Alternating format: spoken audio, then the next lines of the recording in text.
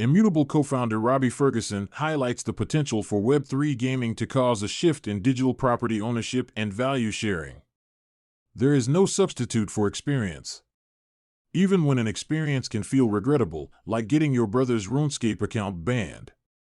Robbie Ferguson grew up as an avid gamer, accumulating thousands of hours playing his favorite games. One fateful day, he logged into RuneScape and set in motion a series of events that would forever change his view on digital ownership in the world of Web3 gaming.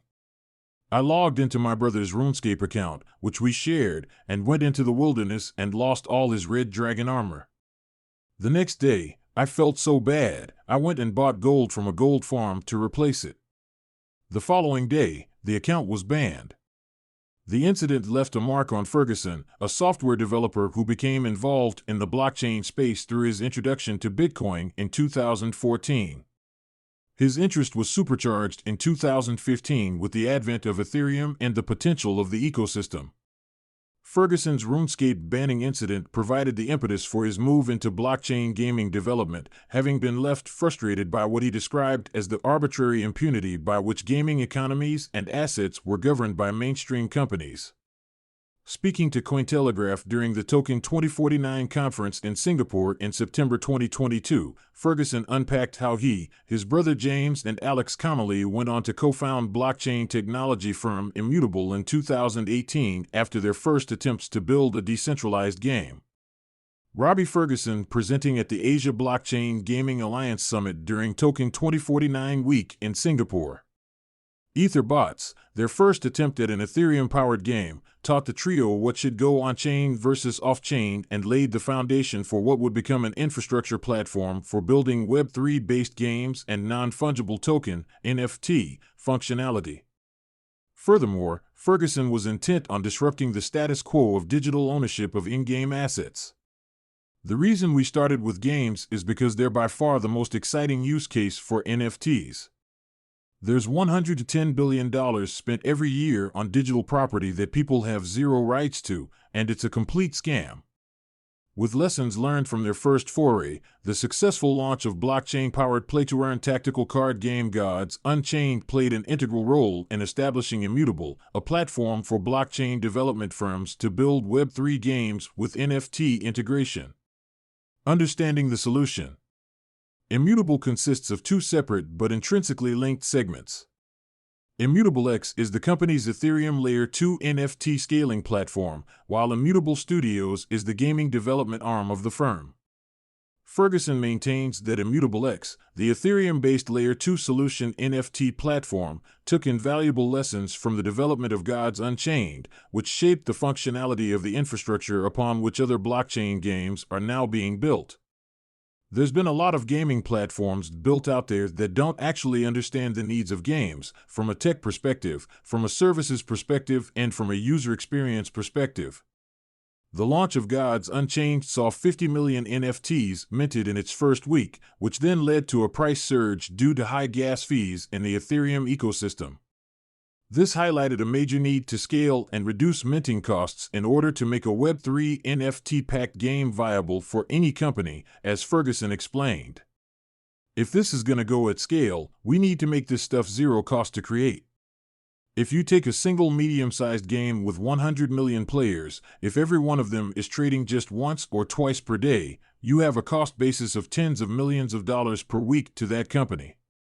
Immutable X is focused on making everyday in-game items tradable in low-cost bands. Ferguson used Gods Unchained as an example again, with trading cards only down around 10% from market highs because people trade cards to use in the game, not because the price of Ethereum is $1,200 or $4,000. While high-value NFTs will always form part of an in-game marketplace, usability should drive in-game economies, according to Ferguson. This then leads to the question of profitability and how Immutable is able to offer free minting of NFTs, which is touted on its website. Immutable facilitates this by paying for all the costs of NFT minting using ZK rollups, providing economies of scale that allow billions of transactions to be bundled for a reasonable cost. That is still an eight-figure dollar sum for Immutable, but Ferguson highlighted a caveat. We get to make it so anyone can create these assets for free via incredibly valuable economies and instead be monetized by taking small clips on every trade, which means we have the exact same incentive as games and users do, which is to maximize volume. Giving back to the Ethereum network. Immutable's efforts to solve the scalability of NFT minting to power blockchain-based games owe their thanks to Starkware, the Ethereum Layer 2 platform that pioneered ZK Stark technology. The technology also allows Immutable to lay claim to being carbon neutral, with Ferguson touting the ability to mint 600,000 NFTs in a single proof that only takes up a fraction of a block in the Ethereum network. Nevertheless, ZK rollups and Ethereum's merge have laid an important platform in allowing infrastructure providers like Immutable to build for an increasing number of Web3-based games in the future. We're barely at a fraction of a percent of the scale of transactions per second that NFTs will eventually take. If we're looking at transforming gaming, with billions of gamers worldwide, even then trading a few assets every day is going to radically increase the demand for the stack.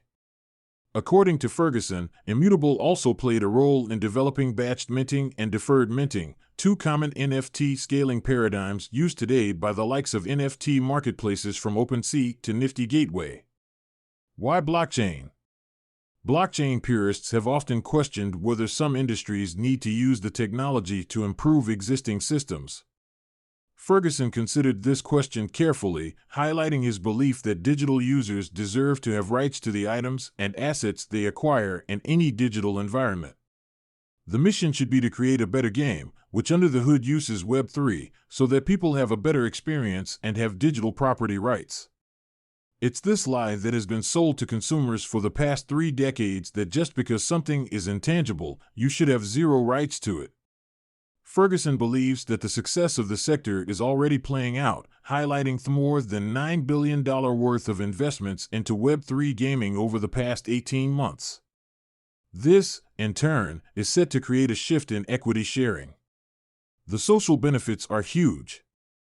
We're democratizing access to economies with people building assets in-game and the ability for anyone to create content for games. Web3 can now empower those people to monetize much better.